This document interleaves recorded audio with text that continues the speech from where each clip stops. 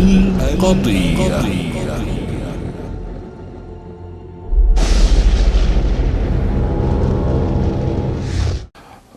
السلام عليكم. هذه الحلقة سأخصصها للجنة الحراك السياسي الشركسي الأردني. هذه اللجنة تأسست بتاريخ 16 من 2011 ضمن اجتماع للجنة اللجنة الوطنية لقانون الانتخابات، واللي كان فيها معالي الأخ محدين توق. جاء ليشرح لنا مجريات أو الأبحاث أو ما توصل إليه القانون أو دراسات حول القانون، وجرت انتخابات في ذلك الاجتماع نفسه، شعورا منا بأهمية وجود لجنة حراك سياسي تواكب الحراك السياسي الأردني وتواكب أيضا أطياف الحراك السياسي في الربيع العربي. وتم اختيار 15 شخصية شركسية من أصحاب الخبرات المتعمقة، سواء في الوزارات يعني كوزراء أو كبار الضباط أو كبار المسؤولين وكبار الإعلاميين، ويعني من عدة اتجاهات في المجتمع الشركسي. كان في عدة اجتماعات لهذا الحراك، خرجت منها بإطار تنظيمي. إذا سمحتوا لي أن أقرأ المادة 6 لأهميتها. المادة 6 تقول: رؤية الحراك مجتمع شركسي فاعل ومتفاعل في الشأن السياسي الأردني والشركسي، وأنا أضع تحت هذه الكلمة 10 خطوط، قادر على التأثير والتأثر الإيجابي مع الأطياف السياسية الأخرى للمساهمة في بناء الوطن. كنت أتمنى وما زلت أتمنى على الإخوة لو أنهم أشاروا إلى قضيتنا ولو بشكل غير مباشر في هذه المادة بالذات. أيضا في المادة 7 من الإطار هذا التنظيمي إشارة إلى مبادئ الحراك، وهي في الحقيقة كلها تأكيد على النظام الديمقراطي في الأردن، وتأكيد على وجوب محاربة الفساد، وعلى وجوب الانتباه إلى فصل السلطات، والإيمان بأن الدولة الأردنية يجب أن تكون ديمقراطية مدنية تقوم على احترام حقوق الإنسان. التأكيد أيضا على أن الشعب هو مصدر السلطات. الالتزام الكامل بالفصل بين السلطات. ترسيخ مبدأ الاستقلال الكامل للقضاء وتعظيم دوره. تعزيز المواطنة وتعميق الوحدة الوطنية. الالتزام بالحوار العقلاني الهادف والمشاركة الفاعلة والإيمان بالطرق السلمية.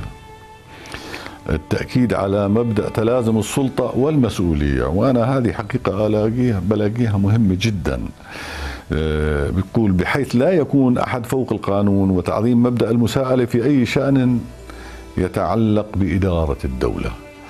يعني ما بيجوز لأي مسؤول عندما يجد نفسه في منصب معين في مركز المسؤولية أن يشعر بأنه هذا يعطيه رخصة لفعل ما يريد. بالعكس، هو يصبح كل ما على شأنه يصبح أكثر عرضة للمساءلة. التأكيد على أن المال العام والملكية العامة حق للوطن، ونحن طبعا عم نسمع يوميا ملفات الفساد وإحالتها إلى المحاكم وإلى مكافحة الفساد وكل هذه القصص، وطبعا تصبح هذه ذات أهمية قصوى في هذه الظروف. التأكيد على حق الأردنيين جميعا بكامل الحريات والحقوق، ولا سيما حرية الرأي والتعبير والحق في الأمن والسلامة والتعليم والصحة والعدل والتأمينات الاجتماعية والعيش الكريم. مناصرة قضايا الحرية والسلام وحق تقرير المصير للشعوب المضطهدة، والدفاع عن الأقليات ضمن مبادئ ومفاهيم حقوق الإنسان. يا ريت أيضا مرة أخرى برجع بقول تمت الإشارة، وأتمنى أن يتم ذلك في المستقبل، إلى قضيتنا وإلى قضية أن الشعب الشركسي الذي قتل نصفه على دروب التهجير والمذابح والحرب الطويلة وخسر وطنه. المادة الثامنة في هذا الإطار التنظيمي تتحدث عن أهداف الحراك.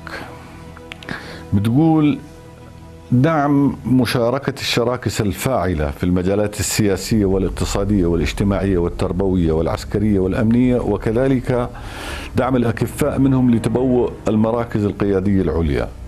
أنا أريد هنا أن أثني على هذه المادة وأقول أنه هذه المادة إذا تم تفعيلها بشكل جيد فسوف تؤدي إلى نشوء مجموعة ضغط أو ما يعرف باللغة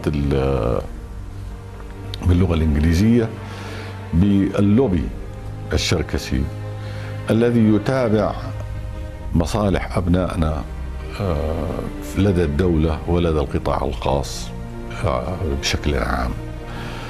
نحن لاحظنا كلنا أنه صارت في تغييرات ربما لا يصب كلها في المصلحة الشركسية بدون يعني قصد من الدولة أكيد، ولكننا تأذينا.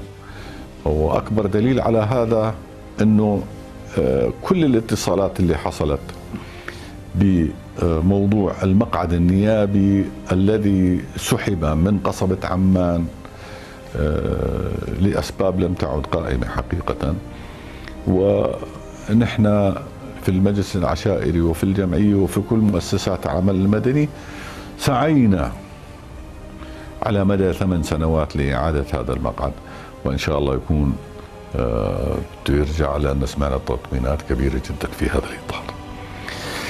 تنمية الوعي السياسي عند الشراكسة ولا سيما قطاع الشباب والمرأة، وصولا إلى مجتمع يعي آليات العمل السياسي وخطيرة الرؤى السياسية. نحن في الأردن حقيقة الشراكس في الأردن يعني بسبب ولائهم المطلق للنظام صار في عندهم نوع من الفوبيا ضد الأحزاب السياسية، لأنها كانت منذ سنة 57 إلى سنة 89 محاربة وممنوعة فيما عدا فئة واحدة معروفة. هذا الحكي أدى إلى الابتعاد عن العمل السياسي الحزبي، ولكن هذه القصة تغيرت الآن، وتغيرت من 89 إلى الآن عم نحكي عن 22 سنة. أنا بعتقد شخصيا أنه آن الأوان أنه كل شبابنا وبناتنا المتعلمين المتحمسين الناشطين يكون لهم دور في الحياة السياسية الحزبية والتكتلية القادمة، وحتى يكون لنا دور أكبر في الحياة السياسية ونأخذ المكان الذي يلائم حجمنا الطبيعي وتاريخنا العريق في هذا البلد الجميل.